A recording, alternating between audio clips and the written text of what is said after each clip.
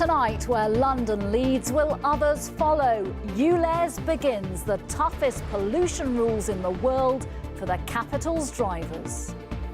An extra £12.50 for the most polluting cars, £100 for lorries. So it's clean up or cough up for London's drivers. The Mayor says it will help improve our toxic air and make all of us Londoners healthier.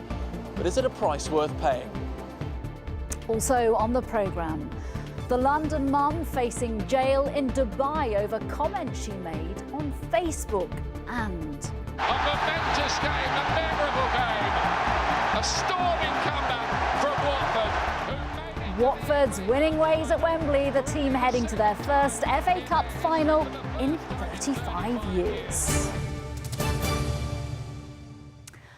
London will never be the same again. The ultra-low emission zone is open. Depending on your vehicle, from today you could be charged a whole lot more for driving into central London.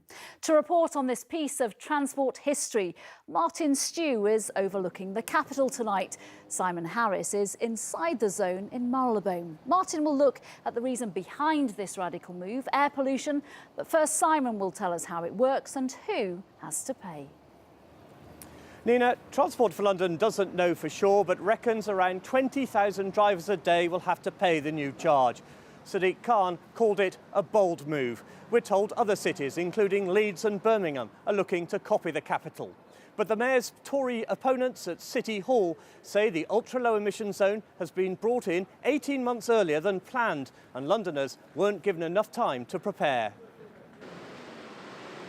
For many drivers in central London, Monday morning was much like any other. The congestion zone was as congested as ever. But there was something different. In the middle of the night, the world's first ultra-low emission zone appeared, and some drivers were clearly caught out. I knew about it, but I've only found out when I've seen the signs and I've forgot about it. And yeah, I think I went through, so I'll have to pay. It's just another road tax, that's all it is. I have to drive because I'm disabled, so I don't know whether it will affect me or not, but it won't change the fact I still need to drive. In 60 seconds, we counted 25 vehicles on this road near Elephant and Castle in South London. By entering their number plates into Transport for London's ULEZ Checker website, we could see that more than a fifth would have to pay the new charge. Ultimately, we want to encourage more people to walk, cycle or use public transport. Are you anti-car? Not at all. I'm anti-poison. I'm anti-toxic air. I'm anti a situation where we've got more and more Londoners suffering big issues caused by the bad quality air. This is a pollution tax, isn't it? Well, this is a way of trying to improve the quality of air in our city, from cleaning up our buses to cleaning up our taxis. The ultra-low emission zone started at midnight and covers the same area as the congestion charge. There's a £12.50 charge for any car which doesn't meet the latest emissions standards. That rises to £100 for lorries. There's going to be an extension to the zone in 2021 to include every road inside the north and south circulars. The new charge won't apply to everyone, at least to begin with. Anyone living inside the ultra-low emission zone doesn't have to pay until 2021. And taxis are also exempt because they're wheelchair accessible. In a quiet street in Bermondsey, this garage has been owned by the same family for 35 years. It's just inside the ultra-low emission zone, but about half of the customers live over the border.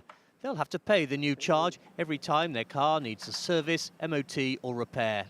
Ultimately, it could also affect our business for customers bringing the cars to us who've been coming here for many years. We have got customers who've been using us since 1969. So it's an impact all round, what I think is very, very unfair. Are you worried about it? 100%. There'd be no business who wouldn't be worried about it. You know, you remind me of Theresa May. That's how she feels. The Mayor met young patients at the Evelina Children's Hospital to underscore why he thinks the ultra-low emission zone is so important. Pollution is blamed for thousands of premature deaths and far too many youngsters suffering severe asthma attacks. Simon Harris, ITV News. Police are investigating the murder of a young man in Newham who was shot and stabbed in the street last night. In response, officers have been given special powers to stop and search people there. He is the first young person to be killed in the borough in almost a year. From Newham, our correspondent Simon Harris reports. Beyond the wheelie bins on a cold, damp street, violent London claimed another life. The victim this time, a man in his 20s, stabbed and shot, murdered in Manor Park last night. The dead man, whose family comes from Somalia, was known at a local mosque. This worshipper, who didn't want to be identified, thinks the victim, who he recognised, was on his way to prayers. Paramedics were around him. They were trying to resuscitate him and trying to keep him alive. And then after about a few minutes, we asked if we could help and try to help the body. And they said they couldn't really do anything else. So we just came back to the prayers. Myself, during the prayers, my legs were like shaking because I've never seen something like that before.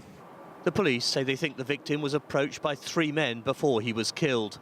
A year ago, Newham had the highest murder rate of any London borough. 13 people were killed in the space of 12 months. But since then, there's been a dramatic drop in the number of violent deaths. Sammy Sidham was the last young man to be murdered in Newham. He was stabbed to death in Forest Gate last April on his way home from a West Ham game. Next week's anniversary of Sammy's death should have been a milestone, a full 12 months since any young man died violently in Newham. Immediately after last night's attack, police stepped up stop and search, relaxing their normal rules. It's known as Section 60, a move welcomed by the borough's mayor. In the face of a brutal attack where a young individual was stabbed and shot with a firearm, it's absolutely right that in that context, the evoking of Section 60 is a proportionate response to the situation that arose last night. It was meant to reassure people. Basit Ahmed has lived here for 15 years. I've got very young children. Very soon they're going to be going to secondary school, and it's a bit worrying, all these gangs and knife crimes increasing in London. Yeah, of course, it does cross my mind. The motive for this killing is unclear. The police are looking at CCTV pictures from nearby shops. 36 people have now been murdered in London this year. Simon Harris, ITV News, Manor Park. The large number of luxury mansions on Bishop's Avenue in Hampstead led to its nickname Billionaires Row. Footage filmed by people calling themselves urban explorers from inside some of these properties shows the reality of the rack and ruin many of them are now in, totally ignored by the investors who bought them. Today, the Mayor Sadiq Khan said he was astonished those investors were treating London's housing like gold bricks. Our political correspondent Simon Harris reports. There's nothing subtle about Billionaires Row. The Bishop's Avenue in Hampstead boasts some of the flashiest homes in London. But among the stately piles and gilded palaces, behind overgrown hedges and tatty gates, Bishop's Avenue hides a secret. Some of these luxury homes are fast becoming ruins, where nobody's been at home for years. Even the empty and abandoned mansions boast fortress-like security. Their owners clearly hope steel gates, CCTV cameras and guard dogs will keep most casual intruders out. But not all intruders. This place is absolutely huge. The security systems and trespass laws don't seem to scare David Cripps. He calls himself an urban explorer, and he's made it his business to reveal the inner secrets of the Bishop's Avenue ghost houses. It's such a shame. There's such beautiful places that just literally left to fall down. Explorers, check this out. I mean, this is just the indoor swimming pool. This is absolutely crazy. This is ludicrous. This is criminal. That's 2005. So even if you went by that, that's 14 years been abandoned. There's some serious craziness money here, guys. This is like insane. With a jacuzzi. We showed these pictures to the mayor. Well, what do you make of this? Well, I find it astonishing that in 2019, when we've got a situation where we've got record numbers of people looking for housing, a housing crisis, you've got these properties owned by foreign investors using our homes as gold bricks, but left empty. The mayor wants the government to grant local councils greater powers to tax people who leave homes unoccupied. But estate agent Jeremy Leaf believes there's a hidden side to the Bishop's Avenue. There is another side to the coin. And a lot of the high net worth foreign individuals, investors, are funding developments which are often affordable homes for Londoners to live in. So, to the old question, who lives in a house like this? The answer is no one, apart from rats. Simon Harris, ITV News, Hampstead.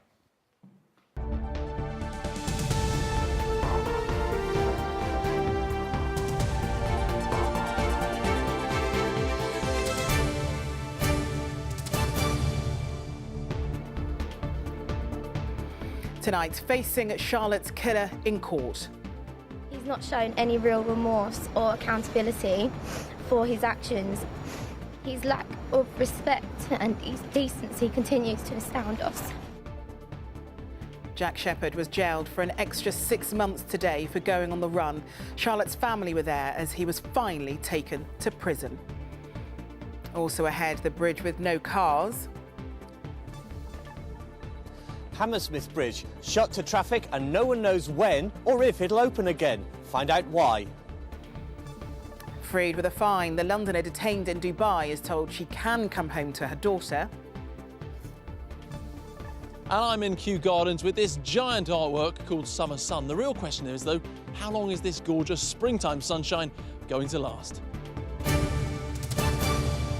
And now we're going to take you live to Hammersmith Bridge now.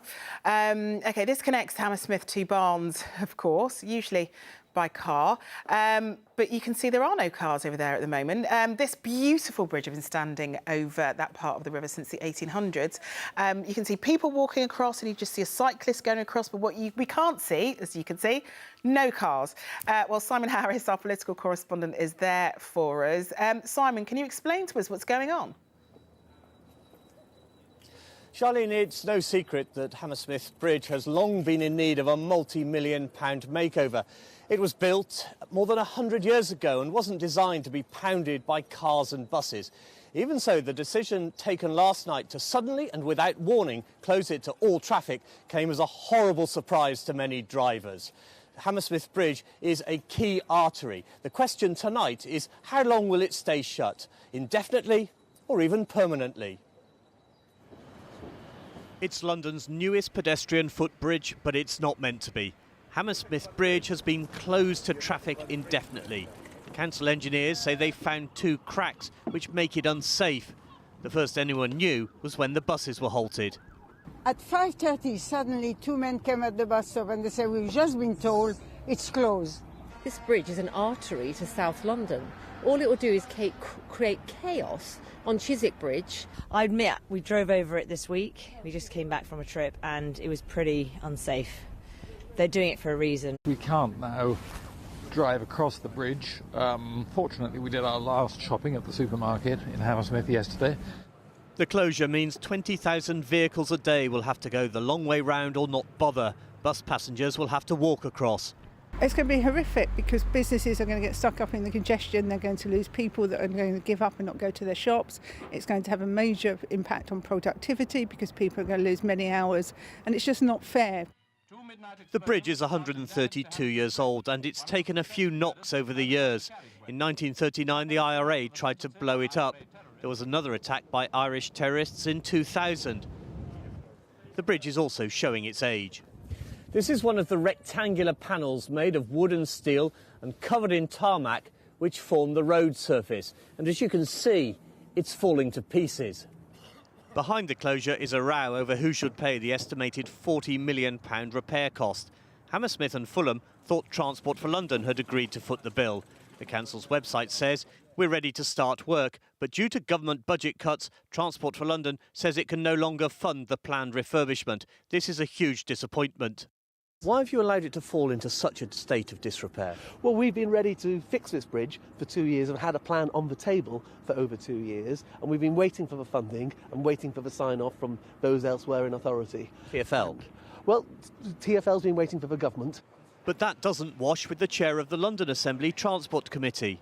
Everything's the government's fault. There's an awful lot we can blame them for, but quite frankly, the bridge that they are responsible for, it's their responsibility. They needed to put the money aside. Is there a danger it will never reopen? Well, if Chris Grayling doesn't pay the money, it will never reopen. But a permanent ban on traffic using Hammersmith Bridge would be a drastic measure.